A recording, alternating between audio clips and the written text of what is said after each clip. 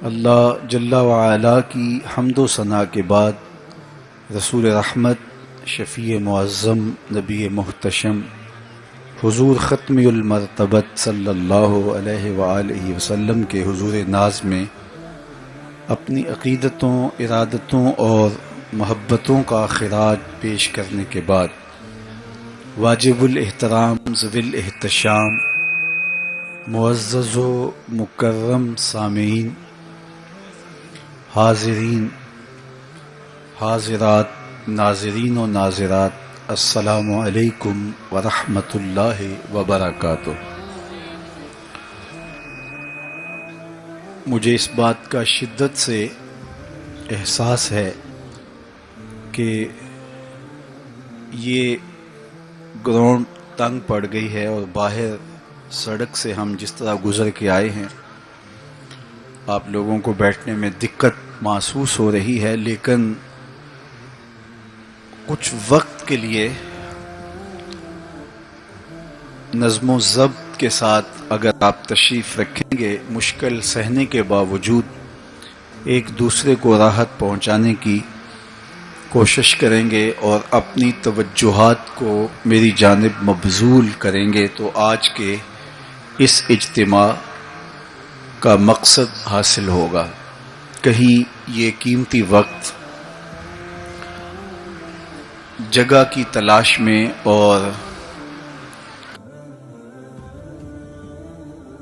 بسر نہ ہو جائے۔ جہاں جگہ ملی ہے کھڑے ہیں، بیٹھے ہیں، آواز اگر پہنچ رہی ہے تو اپنی توجہات کو میری جانب کر لیں۔ آج کی بابرکت شب جس کے دامن میں اتنی برکتیں ہیں کہ ہم اپنے دامن ہی تنگ پاتے ہیں، اپنی جولیاں ہی چھوٹی سمجھتے ہیں اور انوار ہیں کہ اتر رہے ہیں۔ دلوں کی دنیا حضور کی محبت سے سرشار ہے، اور آج ہمیں خوشی کیوں نہ ہو۔ آج کی شب میرے اور آپ کے آقا و مولا وہاں تک پہنچے ہیں جہاں کسی کا خیال بھی نہیں پہنچ سکتا۔ کوئی فلک تے رہ یار گیا، کوئی جا سدرا تے ہار گیا، ایک کالیاں زلفاں والا سی جڑا عرش تو بھی لنگ پار گیا۔ اتنا عروج کائنات میں حضور علیہ السلام سے پہلے نہ کبھی کسی کو ملا، نہ حضور کے بعد کسی کو ملا۔ وہ بلندیاں، وہ رفعتیں، وہ وسعتیں، وہ شان و شوکت، وہ عزت، وہ عظمت، وہ رفعت ان کا مقسوم ہوا جو انہی کا ہی حصہ ہے۔ اور اللہ تعالیٰ جل شانہ نے اتنا نوازا کہ کوئی کمی باقی نہیں رہی، اور حضور کے صدقے سے اس امت کو بھی نواز دیا گیا، بخشش کا وعدہ دے کر اس امت کے لیے 50 نمازوں کا تحفہ دے کے جو بعد میں سمٹ کے 5 رہ گئیں، اور خواتین میں سورہ بقرہ عطا کر کے اس امت کے دردوں کا درمان کیا اور انہیں سکون اور قرار کی دولت نصیب فرمائی۔ کتاب رحمت قرآن مجید اس واقعہ کو بہت شان و شوکت کے ساتھ بیان کیا ہے کہ وہ ذات پاک ہے جس نے اپنے عبد خاص کو، عبد مکرم کو رات کے مختصر حصے میں مسجد حرام سے مسجد خاص تک، مسجد اقصی تک سیر کرائی، تاکہ وہ اپنے عبد خاص کو، اپنے بندہ خاص کو اپنی قدرت کی نشانیاں دکھائے۔ وہ مسجد اقصی جس کے اطراف میں رحمتیں برستی ہیں، انوار اترتے ہیں اور برکات کا نزول ہوتا ہے، اور پھر مسجد اقصی سے لے کر آسمان تک اور آسمان سے سدرہ تک اور سدرہ سے جہاں تک میرے رب نے چاہا اپنے محبوب کو سیر کرائی اور قدرت کے نشانات دکھائے، جنت کی سیر کروائی، حضور نے دوزخ کا ملاحظہ کیا، مسجد اقصی میں نبیوں کی امامت کروائی، بیت المعمور میں اللہ کے محبوب کی جلوہ گری ہوئی، انبیاء علیہم السلام سے ملاقاتیں ہوئیں، اور سب سے بڑھ کر اللہ نے اپنے محبوب کو اپنا دیدار عطا فرمایا۔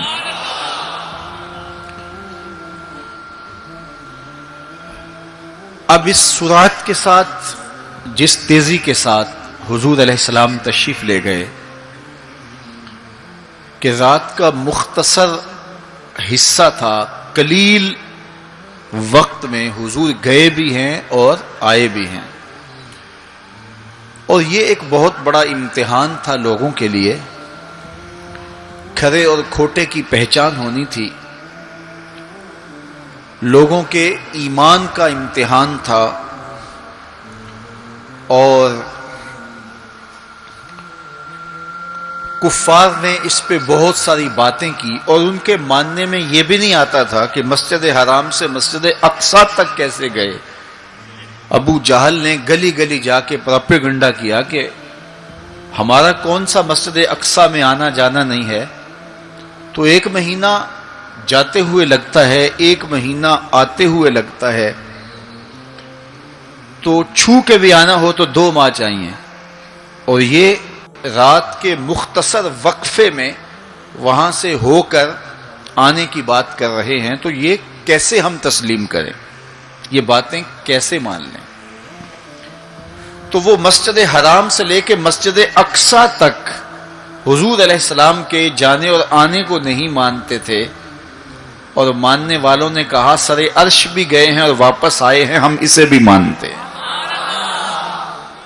ابو جہل نے گلی گلی جا کے کہا، اور اس نے یہ سمجھا کہ یہ میرے ہاتھ ایک چیز آ گئی ہے جس سے میں لوگوں کو حضور سے دور کر سکوں، اور وہ پوچھتا پھرتا تھا بتاؤ یہ بات ماننے میں آتی ہے؟ اچانک حضرت ابو بکر صدیق رضی اللہ تعالیٰ عنہ سے ملاقات ہو گئی، تو کہا ابو بکر تم ہی بتاؤ، اگر کوئی کہے کہ رات کے مختصر حصے میں گیا بھی ہوں اور پلٹ کے بھی آیا ہوں تو یہ بات ماننے میں آتی ہے؟ تو فرمایا بالکل ماننے میں نہیں آتی، چھو کے بھی آنا ہو تو 2 ماہ چاہیے۔ سمجھا لوہا گرم ہو گیا، اب چوٹ پورے ٹکانے پہ بیٹھے گی، تو کہنے لگا کہ پھر جن کا کلمہ تم پڑھتے ہو انہوں نے یہ دعویٰ کیا ہے، تو حضرت ابو بکر صدیق فرماتے ہیں کہ وہ اس سے بھی عجیب کرے تو میں وہ بھی ماننے کو تیار ہوں، وہ تو آسمان کی خبریں دیتے ہیں، ہم وہ بھی مانتے ہیں۔ تو محبت والوں کے لیے، ایمان والوں کے لیے تو یہ قابل تعجب نہیں ہے۔ قرآن بتاتا ہے کہ حضرت سلیمان علیہ السلام نے کہا کہ مجھے تخت بلقیس چاہیے، تو ایک جن کھڑا ہو گیا، حضرت یہ خدمت میں سر انجام دیتا ہوں، کب تک لے کر آؤ گے؟ اس نے کہا دوپہر تک لے آؤں گا، مجلس برخاست ہونے سے پہلے پہلے تخت حاضر کر دوں گا۔ اور وہ کوئی ڈبیا نہیں تھی کہ جیب میں ڈال کے لے آنی ہو، وہ تخت اتنا بڑا تھا کہ 60 ہاتھ چوڑا تھا، 80 ہاتھ لمبا تھا اور کئی ہاتھ موٹا تھا، 7 کوٹڑیوں میں مکفل تھا، پہرے دار کھڑے تھے، 1 مہینے کی مسافت پہ تھا۔ اس کو جیب میں بھی ڈال کے لانا ہو تو پھر بھی 2 ماہ چاہیے، لیکن وہ اتنا بڑا تخت، اس کو وہاں سے لانا کوئی تماشائے لبے بام تو نہیں تھا۔ لیکن جن نے کہا حضرت میں مجلس برخاست ہونے سے پہلے پہلے وہ تخت حاضر کر دیتا ہوں۔ قرآن نے ساری تفصیل سورہ النمل میں بیان کی۔ اب کتنی بڑی پیشکش تھی، لیکن حضرت سلیمان نے کہا نہیں، مجھے اس سے بھی پہلے چاہیے۔ پھر وہ اٹھا جس کے سینے میں کتاب اللہ کا علم تھا، قال الذی عنده علم من الکتاب، مفسرین نے ان کا نام آصب بن برخیہ بتایا ہے، جو حضرت سلیمان کا صحابی تھا۔ اس نے کہا حضرت میں یہ سعادت اپنے ذمے لینا چاہتا ہوں، آپ کو اگر جلدی چاہیے تو میں لے آتا ہوں۔ تو آپ نے فرمایا وہ تو دوپہر تک کا ٹائم دے رہا، بتاؤ تم کب لاؤ گے؟ تو وہ شخص جو زبور کا عالم تھا اور حضرت سلیمان علیہ السلام کا صحابی تھا، وہ بولا انا آتی کا بہی قبل ان یرتد الیک طرفک، حضور آپ آنکھ بعد میں جھپکیں گے، تخت پہلے حاضر ہوگا۔ اور حضرت سلیمان نے ابھی آنکھ جھپکی نہیں تھی، تخت سامنے پڑا ہوا تھا۔ بے ساختہ پکارا ھذا من فضل ربی، یہ میرے رب کا فضل ہے کہ جس نے میرے ماننے والے کو یہ روحانی طاقت اور توانائی نصیب کر دی۔ میں آپ سے کہتا ہوں کہ حضرت سلیمان کے امتی کی یہ شان ہے کہ 1 مہینے کی مسافت پر پڑا ہوا تخت آنکھ جھپکنے سے پہلے حاضر کر دیتا ہے، اور خود سلیمان مقتدی بن کے مسجد اقصی میں جس امام کے پیچھے کھڑے ہوں، اس امام کی شان کا عالم کیا ہوگا، ان کی رفعتوں کا عالم کیا ہوگا۔ تو یہ ایک امتحان ہے معراج، اور میرے اور آپ کے آقا و مولا کی عظمتوں کو ماننے والوں نے کہا کہ یہ بعید نہیں ہے، اللہ اپنے محبوب علیہ السلام کو جہاں چاہے جتنے وقت میں چاہے لے جا بھی سکتا ہے، اور اللہ کی دی ہوئی طاقت سے محبوب واپس پلٹ کے آ بھی سکتے ہیں۔ لوگوں نے یہ کہا کہ جسم اتنی سرعت کے ساتھ اگر محو سفر ہو تو تحلیل ہو جائے، تو میاں تخت سلیمان تحلیل نہیں ہوا، اور یہ حضرت سلیمان کے مقتدی کی تخت بلقیس جو ہے وہ تحلیل نہیں ہوا، اور یہ حضرت سلیمان کے مقتدی کی روحانی قوتوں کا کرشمہ ہے۔ تو جب ان کے مقتدی کی قوتوں کا یہ کرشمہ ہے تو ان کے امام کی طاقتوں کا عالم کیا ہوگا اور رفعتوں کا عالم کیا ہوگا۔ باقی یہ دعویٰ میرے رب کا ہے، سبحان الذی اسری بعبدہ، وہ ذات پاک ہے جس نے اپنے عبد خاص کو سیر کرائی۔ اور پھر دنیا ورطہ حیرت میں ہے کہ اتنے مختصر حصے میں، اتنے قلیل وقت میں کیسے گئے اور کیسے پلٹ کے آئے۔ اور میرے رب نے کہا کہ سن لو، یہ میرے محبوب کا سفر نہیں ہے، یہ میرے محبوب کی سیر ہے۔ سبحان الذی اسری، یہ میرے محبوب کا سفر نہیں ہے، یہ میرے محبوب کی سیر ہے۔ اور آپ جانتے ہیں سفر اور سیر میں فرق، سفر تیزی کے ساتھ کیا جاتا ہے۔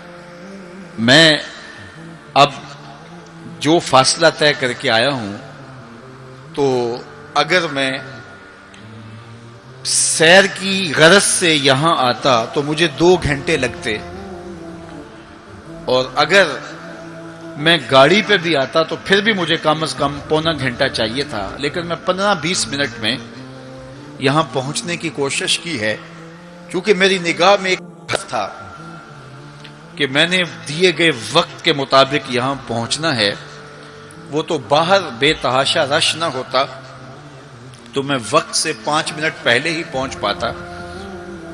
تو میں دائیں بائیں سے بے نیاز ہو کے اپنی منزل پہ نگاہیں گاڑے ہوئے سرپٹ دوڑ رہا تھا اور یہاں تک آ پہنچا۔ لیکن سیر جو ہوتی ہے اس میں ہر منظر پہ رکا جاتا ہے، ٹھہرا جاتا ہے، کوئی نظارہ ہو تو اس سے لطف اندوز ہوا جاتا ہے۔ اب اتنی سرعت کے ساتھ گئے اور واپس پلٹ کے آئے، میرا رب کہتا ہے یہ میرے محبوب کا سفر نہیں تھا، یہ میرے محبوب کی سیر تھی۔ کیا سمجھو گے میرے محبوب کو؟ جس کی سیر تمہاری سمجھ میں نہیں آتی، اگر وہ سفر کرے تو پھر کیسے سمجھو گے؟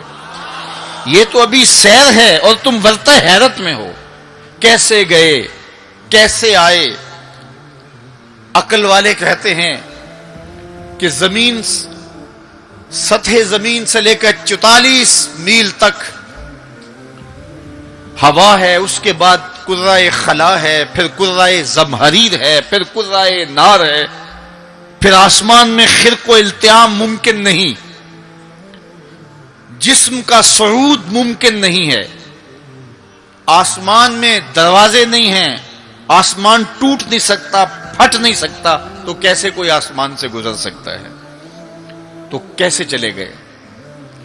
ہم کہتے ہیں کہ حضرت آدم ماں حضرت حوا کے کیسے آئے؟ یہ رکاوٹیں ان کے راستے میں بھی تو تھیں۔ حضرت عیسیٰ علیہ السلام کے بارے میں ہمارا عقیدہ ہے کہ وہ پھانسی نہیں دیے گئے، سولی نہیں چڑھائے گئے، بلکہ اللہ نے ان کو آسمان پہ اٹھا لیا۔ تو یہ رکاوٹیں تو ان کے راستے میں بھی آئی ہوں گی، تو وہ کیسے چلے گئے؟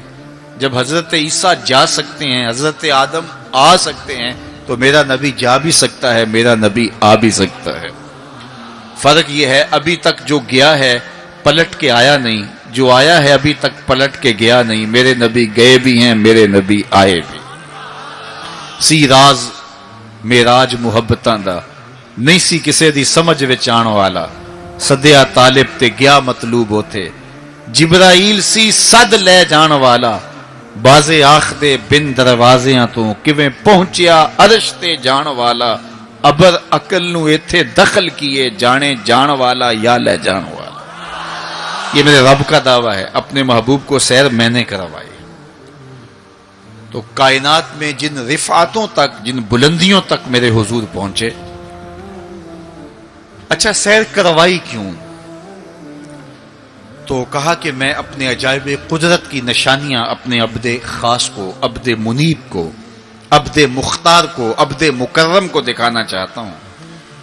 اور پھر اللہ جل شانہ نے اپنے محبوب کو اتنی نشانیاں دکھائیں جن کا تعلق دیکھنے سے بھی تھا، جن کا تعلق وجدان سے بھی تھا، محسوسات سے بھی تھا، سننے سے بھی تھا۔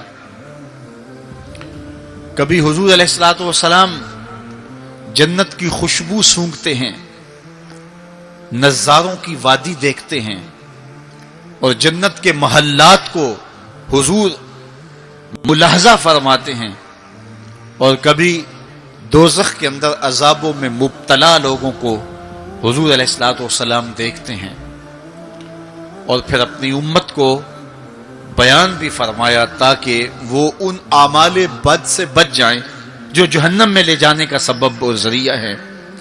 آج کی شب خاص میں میں اور آپ اپنی زندگیوں پہ غور کریں، اور حضور علیہ السلام نے وہ جو ہمیں خبریں دی ہیں ان کو دیکھیں، اور کوئی ایسی کوتاہی کہیں ہمارے اعمال میں تو نہیں ہے، اگر ہے تو اس کو اپنے سے دور کر کے ایک نئی زندگی کا آج سے آغاز کریں۔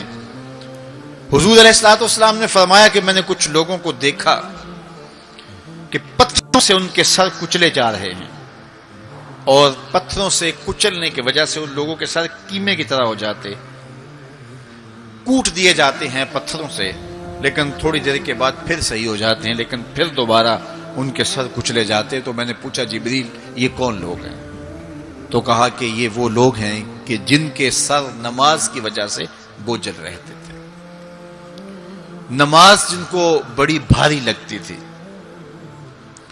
کئی لوگوں کو نماز کا کہیں تو وہ 100 بہانے کرتے ہیں، اور ایک بہانہ تو ہر بے نمازی کرتا ہے، میرے کپڑے پاک نہیں ہیں۔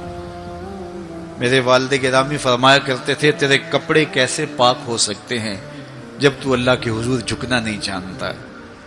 جب اس کے حضور جھکنا سیکھ جائے گا، تیرا لباس بھی پاک ہو جائے گا، تیرا بدن بھی پاک ہو جائے گا، تیرا تن بھی پاک ہو جائے گا، تیرا من بھی پاک ہو جائے گا۔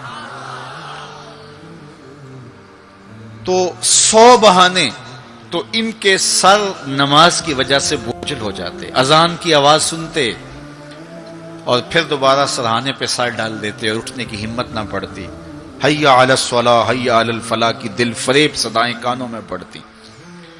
تو ان کے سر نماز کی وجہ سے بوجھل ہوتے تھے، اور آج ان کے سر پتھروں سے کوٹے جا رہے ہیں۔ اس پورے اجتماع میں جو اس گراؤنڈ کے کناروں تک ہے، اور باہر گلی میں بھی اس لاؤڈ سپیکر کے ذریعے سے بازار میں بھی، سڑک پر بھی آوازیں پہنچ رہی ہوں گی، تو آپ سب اور میں غور کریں کہ ہماری زندگی میں کہیں نماز سے کوتاہی تو نہیں ہے، اور یہ بھی سن لیجئے کہ یہ معراج کا تحفہ خاص ہے جو حضور لے کر آئے ہیں۔ معراج کی شب جب حضور وہاں پہنچے، جب کسی کا تصور بھی نہیں پہنچ سکتا، تو اللہ نے اپنے محبوب علیہ السلام کو جو عطا کیا اس میں خواتین میں سورہ بقرہ تھی، سورہ بقرہ کی آخری آیات عطا کی گئی، امت کے ساتھ بخشش کا وعدہ کیا گیا اگر وہ شرک نہیں کرتی، اور جو سب سے اہم شے وہ یہ کہ 50 نمازوں کا تحفہ دیا گیا۔ آقا کریم علیہ السلام 50 نمازوں کا ہدیہ اور تحفہ لے کر کے واپس پلٹے۔ چھٹے آسمان پہ حضرت موسیٰ علیہ السلام سے ملاقات ہوئی اور انہوں نے کہا کہ میں بنی اسرائیل کا تجربہ رکھتا ہوں اور امتوں کا گہرا تجربہ رکھنے کی وجہ سے میں آپ سے عرض کرتا ہوں کہ آپ اللہ کی بارگاہ میں جائیے اور نمازوں میں تخفیف کی درخواست پیش کیجیے، یہ 50 نمازیں نہیں پڑھ پائیں گے۔ تو حضرت موسیٰ علیہ السلام کے کہنے پہ حضور دوبارہ بارگاہ عزدی میں حاضر ہوئے اور عرض کی تو 5 نمازوں کی رخصت ہو گئی، 45 رہ گئی، تو واپس پلٹے تو حضرت موسیٰ علیہ السلام نے پھر کہا کہ یہ 45 بھی نہیں پڑھ سکیں گے، آپ اللہ کی بارگاہ میں دوبارہ تخفیف کی درخواست پیش کیجیے۔ تو حضور دوبارہ جاتے، پھر آئے، پھر انہوں نے کہا، 9 مرتبہ واپس بھیجا اور 50 سے 5 نمازیں رہ گئی۔ جب 5 نمازیں لے کے حضور واپس آ رہے تھے تو حضرت موسیٰ پھر ملے اور انہوں نے ایک بار پھر کہا، ایک بار اور جائیے۔ اب عادت باری کیا ہے، ہر بار درخواست کرنے سے 5 نمازوں کی رخصت ملتی ہے، اب رہ ہی 5 گئی ہیں، تو عادت باری کے مطابق اب یہ 5 بھی معاف ہو جائیں گی۔ تو حضور نے فرمایا مجھے رب سے شرم آتی، رب سے حیا آتی۔ امت سے توقع کی کہ یہ امت اتنی نکمی تو نہیں ہے کہ 5 نمازیں بھی نہ پڑھے۔ تو میرے اور آپ سے یہ ہمارے آقا و مولا کی توقع تھی کہ ہم 5 نمازیں ادا کریں، اور یہ 5 نمازیں ہمیں ثواب 50 کا عطا کریں گے۔ لا تبدیل لکلمات اللہ، اللہ کی باتیں تبدیل نہیں ہوتی۔ بظاہر یہاں 9 مرتبہ تبدیلی آئی ہے، لیکن اللہ نے ایک ضابطہ دیا، من جاء بالحسنۃ فلہ عشر امثالھا، جو ایک نیکی کرے 10 کا ثواب دیتا ہوں، پڑھو گے 5 ثواب 50 کا عطا کروں گا، چونکہ اللہ کی باتیں تبدیل نہیں ہوتی۔ تو یہ 5 نمازیں تحفہ معراج ہیں جو حضور لے کر کے آئے ہیں، اسی لیے الصلاۃ معراج المومنین کہا گیا کہ معراج اہل ایمان کے لیے، نماز اہل ایمان کے لیے معراج ہے۔ حضور کا معراج تو یہ کہ رخ مالک سے پردے اٹھے اور دیدار الہی کیا اور وہاں تک پہنچے جہاں کسی کا تصور بھی نہیں پہنچ سکتا۔ لیکن اس امت کے لیے معراج یہ ہے کہ جب وہ پیشانی سجدے میں رکھ کے سبحان ربی الاعلیٰ کہتی ہے، اتنی رحمتیں برستی ہیں کہ اگر لوگوں کو پتہ چل جائے کہ ہم جب سجدے میں ہوتے ہیں تو کتنی رحمتیں برستی ہیں تو وہ سجدے سے ساری نہ اٹھائیں۔